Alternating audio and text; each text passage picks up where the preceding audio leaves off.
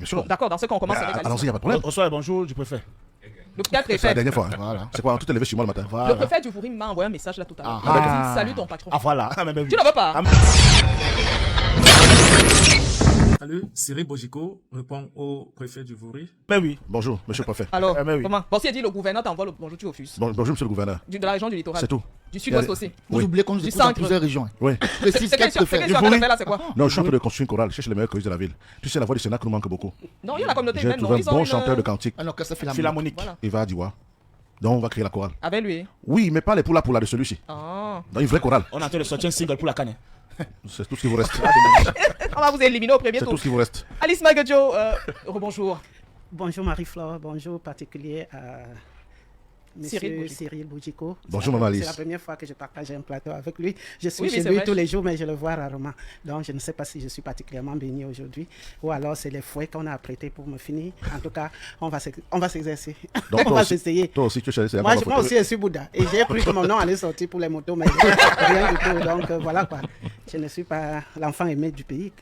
Et tu aimes le pays. 79, le chiffre 79. Oui. Pourquoi 79, pas 80, pas 75, 79. Très bien. Qu'est-ce qui n'a pas marché? On a arrondi quelque chose? Non, parce qu'il n'y avait pas assez d'engouement, peut-être l'information n'a pas. Il n'y avait pas assez d'argent pour acheter les motos. Non, non, il y a l'argent pour acheter les Allez motos. chez Mac.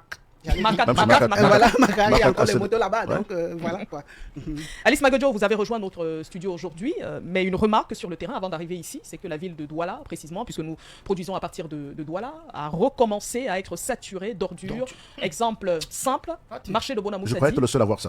Marché de Non, Bonamou Quand vous dites Ah, quoi, recommencer, non, je c'est ne sais l'enfer. pas à partir de quand. Parce que pour moi, ce qui me rongeait le plus pendant la période des élections était que même ramasser les ordures avant les élections, on ne parvient pas à nous flatter, même sur le ramassage des ordures. Il y a des tas, ne pas parler peut-être de route. selon vos circuits que vous passez, il y a des tas qu'on a ramassés et puis ça s'est reconstitué. Mais il y a d'autres tas qui ont encore les ordures d'avant les élections et qu'on a superposé les autres dessus. C'est vraiment alarmant. C'est alarmant vraiment. Mais si on prend le cas du marché de Bonamou, ça dit des ordures qui côtoient ce que nous consommons. Vous savez, le marché produit beaucoup d'ordures. On n'a pas le droit de passer une seule journée sans ramasser les ordures produites par un marché. Et quand on superpose sur les autres, vous pouvez imaginer ce que ça donne. Avec la Au pluie, marché de Boramou Sadila, avec les ordures, il y avait même une fosse qui avait lâché depuis, ça fait Oui, des années. oui. Quand on passait devant là, il y avait toujours une odeur. Je dis, mais comment est-ce qu'on peut gérer un pays de la manière, une fosse lâchée et que personne ne s'en occupe jusqu'aujourd'hui? Mais un jour, je suis passé, je n'ai plus senti l'odeur là. Je me suis dit que la fosse a été réparée. Maintenant, les ordures du marché, c'est assez pour que Marie-Flore, je suis d'autant plus choquée que j'étais au Bénin il y a 2 semaines. Et au Bénin, quand on a fini le séminaire à 14h30, nous sommes déployés dans un marché à Cotonou. Vers les 15h30, je n'ai pas vu de nylon dans les couloirs du marché. Je n'ai pas vu d'ordures dans les couloirs du marché. J'ai dit, mais est-ce à dire que nous sommes devenus des animaux? Que c'est le Bénin qui va nous servir l'exemple de la propriété? Parce que chez nous, même en Bopic, on se déploie à balayer tous les soirs. Mais dans la journée, il y a quand même cette désinvolture qui veut que quand quelqu'un a détaché son carton, les cordes de ça, il balance dans le couloir. Quelqu'un peut, en passant même la corde là, accrocher son pied, il s'arrache les dents. Mais quelle est cette mentalité que les Camerounais ont? Au-delà même des dirigeants qui ne veulent pas faire leur travail, nous-mêmes, il faut qu'on se revise. Il faut qu'on s'arrête un peu et on se demande qu'est-ce qui nous arrive. J'ai dit que quand j'ai regardé le marché au Bénin, quand j'ai regardé le Benskin, parce qu'aujourd'hui, on veut nous donner les motos, mais dans quelles conditions? Dans les conditions où les motos marchent 4 personnes, parfois 3 policiers superposés dans une moto. 3 policiers, vous comprenez ce que ça veut dire? Ceux qui devraient remonter les bretelles de ceux qui surchargent. Mais c'est eux qui sont en train de passer sur les terre-pleins. 3 policiers sur une moto en train de passer sur un terre-plein. Personne n'a de casque. Au Bénin, on ne double pas sur une moto.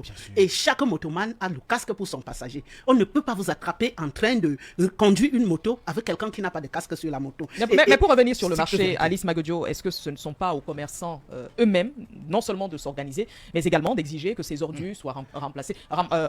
Où cela a été fait, mais ça n'a pas avancé. Oui, Marie-Flore, moi, quand j'écoutais la chronique de Roland Sapi, ce qui m'a enrichi aujourd'hui dedans, c'est vraiment la définition de mot résilience.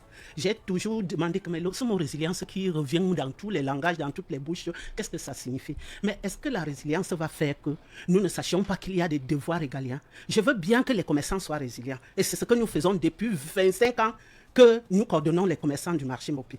Nous nous battons entre nous pour cotiser l'argent entre nous pour balayer le marché. Pourtant, nous payons les impôts assortis de centimes additionnels.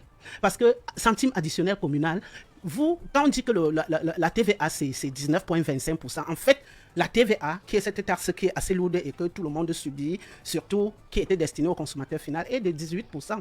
Mais chaque fois qu'on a prélevé ces 18%, on a encore ajouté les 10% des 18%. C'est ça qui fait que ça remonte à 19,25.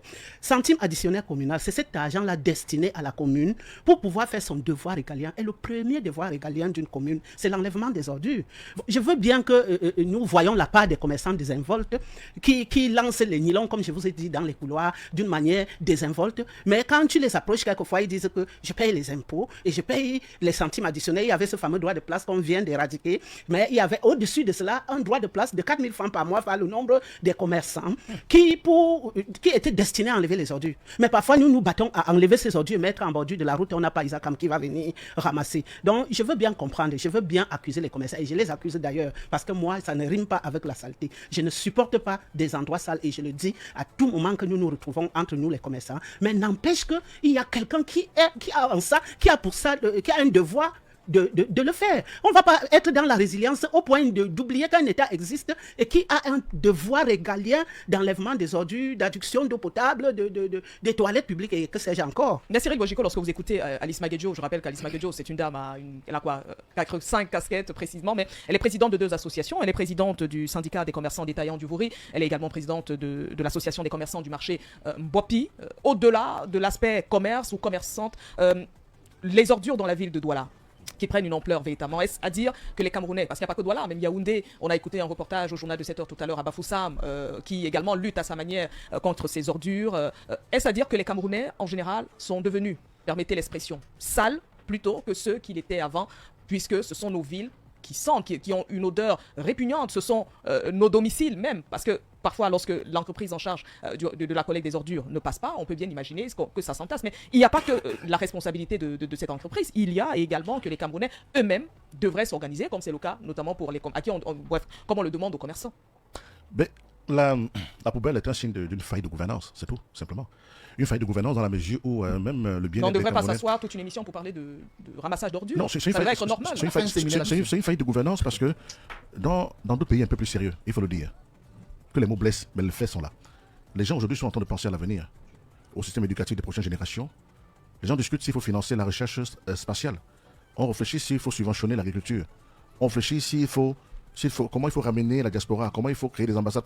Voilà aujourd'hui. Comment est-ce que les hommes peuvent vivre plus de 190 ans? Dans d'autres pays, les gens sont en train de réfléchir justement à l'espérance de vie.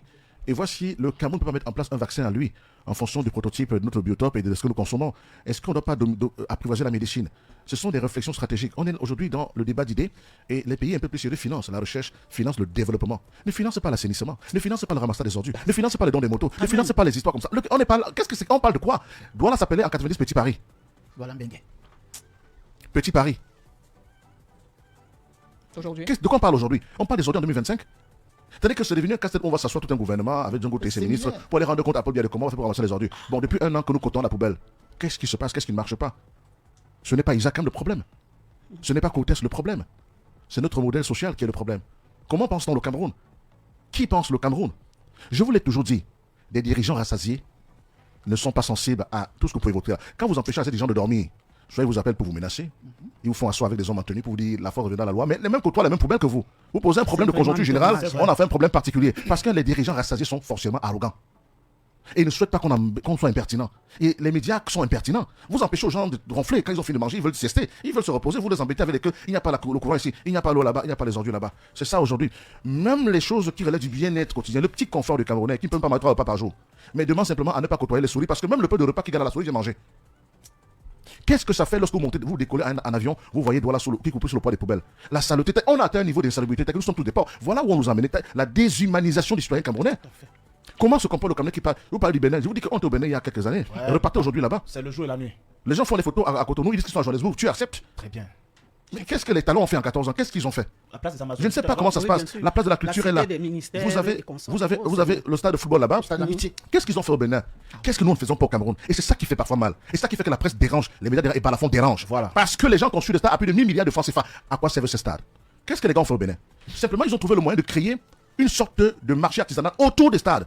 qui sont loués donc par les artisans. Si vous voulez aujourd'hui acheter des objets d'art, des souvenirs, vous partez à Japoma, parce qu'il y a là-bas une esplanade qui est complètement vide et remplie de les herbes qui poussent là-bas. Si ce ne sont pas des campagnes religieuses, Et on nous il y avait en a, dit qu'il y avait l'insécurité là-bas. il y en a même Et combien? mais pour... Voilà, il y en La a. route même pour y arriver. Ça vous avez devient vu, carrément la cité des arts où des gens peuvent aller. On sait que bon, le dimanche, je prends ma femme et mes enfants, je vais me balader là-bas du côté de Japoma. À côté, il y a des bancs, on fait du bon poisson brisé à côté. Et maintenant, je peux acheter les objets d'art, les colliers, les chaussures et cela. Parce que c'est un espace qui est vide, c'est un grand marché. En fait, C'est à l'amitié. bon Dieu, qu'est-ce qu'on attend pour dire aux gens dans ce pays que chaque centimètre d'un espace est commercial? Qu'est-ce qu'on attend? Qui peut me dire ce que rapporte le stade de Japoma en termes de retombées financières chaque année au Cameroun? Les gens jouent combien de matchs? Pas un. Ils n'en joueront même plus d'ailleurs. Il faut attendre encore longtemps. Qu'est-ce qu'il faut dire aux gens que les 1000 milliards qu'on a investis pour construire les stades en attendant que les Lions gagnent la Coupe du Monde, voilà ce qu'on peut faire là-bas. Olympe. C'est ça qui est dû. Olympe n'est même pas fini. Donner les concessions au maire de la ville de Douala pour dire ok, on donne la gestion externe du stade. Voici le cahier de charge. Et le maire fait un appel à occupation pour des activités peut-être lui dit comme le centre artisanal. Que les gars libèrent le côté exécutif du stade de quoi là, de marché des fleurs où ils créent des embouteillages pour aller là-bas pour créer une cité des arts. Qu'est-ce qui va se passer? Les gens iront, les touristes, c'est pas loin de l'aéroport. Ils seront contents, les gars de la 3e. Bossambo sera fier, c'est un mec qui est très dynamique. Les gens de Cité Chirac, Colbon, tout ça seront contents. Ça fait que l'endroit vit, il y aura moins d'agresseurs. Il y aura du monde. Là où il y a du monde, il y a toujours de l'argent. Ça fait que l'ami de Kourou va ouvrir son petit gargote là-bas. La soeur de Marie va dire tous les week-ends, je travaille à la Bissec, mais je peux également faire mon poisson braisé ou alors mon domba tous les week-ends. Ça fait que. Ou un institut de beauté. Un institut de beauté qui ouvre le week-end. Ça fait que ça fait. Allez voir, c'est une esplanade de balade. C'est-à-dire que vous voyez, Japon, c'est tellement Ça beau. attend Kangoka. Je vous dis que c'était. Qu'est-ce que les gens veulent dans ce pays pour leur dire que. Apprenez à écouter les gens. Les schémas qui ne marchent Surtout pas, quand il tu faut parles les comme ça, changer. tu déranges, hein. Mais je dérange, mais c'est ça, je vais tout Tu déranger. déranges, J'ai pas peur de déranger, madame. On t'appelle encore. J'ai pas peur de déranger. Nous sommes tous des patrons, on aime tous ce pays. Tout le monde n'ira pas au Canada. C'est ça la réalité. On peut envoyer les Chinois Pas là-bas. qu'on ne veut, on Parce peut que pas, la douche, parce c'est- qu'on veut pas y aller. Oui. On en revient. Oui. Vous avez là ce qu'on appelle, dites-moi, Madame Marie-Flora Massana, où peut-on se balader à Douala le week-end avec les enfants? C'est ça même. Ah, merci beaucoup. Mettez la Mais main on à la bouche. gardait ses enfants là. Où peut-on se balader à Yaoundé le week-end? En dehors de ce bois, c'est dans la Ouais, statique. c'est un- À un moment donné, ça prend pas tout Yaoundé. Vous avez donc à Douala cet endroit qu'on appelle le stade de Japoma, où l'État a mis des moyens. Et où l'État a. On appelle ça l'esplanade des balades, dans le vrai pays où on a des vraies municipalités. L'esplanade des balades, où le vieux qui a son rhumatisme, le médecin lui a dit, docteur Obam lui a dit, il te faut marcher. Peut-être, c'est pas, 5 km par jour. Le père, son fils le prend, il prend son yango, on le dépose là-bas à Japoma, il fait que le tour du stade. Pourquoi c'est pas fatigant? Parce qu'il va visiter les expositions, les va tableaux, pas se rendre compte. les couturières, le stand du Kabangondo, ou là-bas la viande de brousse, ainsi de suite. Même pour Il y se aller, balade. l'échange. Le père se balade et il retrouve la santé. Est-ce que c'est difficile? Est-ce que c'est compliqué?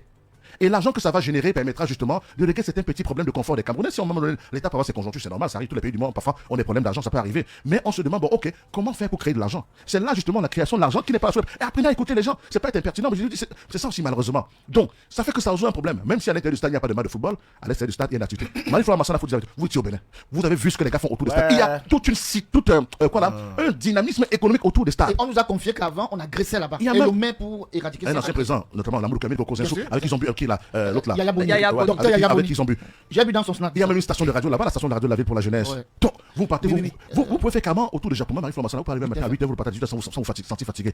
Un petit restaurant. Oh. Imaginez, quelqu'un crée là-bas un petit restaurant diète pour ceux qui les diabétiques, par exemple, les hypertendus. Le père sait que le week-end, moi je sais que le week-end, prend mon père, je l'amène là-bas. Pendant que je fais le sport, mon père mange diète, il fait le tour du stade, je finis. Mais amis autour là-bas, on prend un petit verre, on discute, j'achète un cabangon, 2 habits, mes enfants se baladent, ils découvrent, ainsi de suite, et puis nous rentrons. C'est ça la beauté d'une ville. Et il faut peut-être Où penser- peut-on, dites-moi où on se promène à Douala. Puisque même les espaces verts, allez voir ce qui s'est passé chez Douala 5e. On a pris, au niveau de IPBB, on a mis une clôture là-bas Ah avec oui. des nattes. Je voulais me te poser la question. On fait quoi là-bas? Extrêmement dangereux pour la circulation routière. Tu C'est-à-dire ne que vois pas celui qui le- arrive de l'autre côté. Oh, s'il y a un accident là-bas, c'est la faute à celui qui a mis ça. IPBB, On me dit que là, c'est à la côté de l'église, là. ou sur le maire de la ville, ou sur le maire de la commune. J'en sais rien.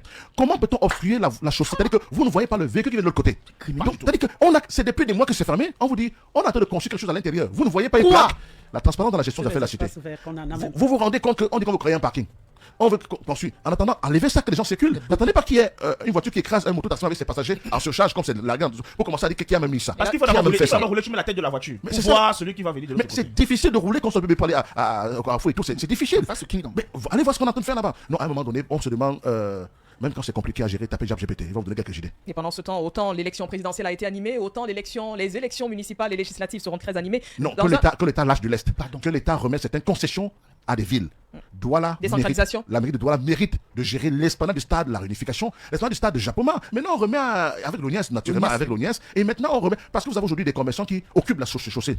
Mais vous avez des espaces. Les des espaces- Chinois, ici, à la douche. La douche, Voilà, qui occupent la chaussée. Mais vous avez des espaces que l'État a aménagés avec du béton à coût de milliards que personne n'occupe. C'est un paradoxe. Dans un instant, avec Eh bien, dans ce numéro, on va tout comprendre sur pourquoi le préfet de Mvuri menace Cyril Bojiko et comment Cyril Bojiko se sent alors qu'il prépare 2 événements importants. Il ne pense pas qu'on peut lui faire le chantage.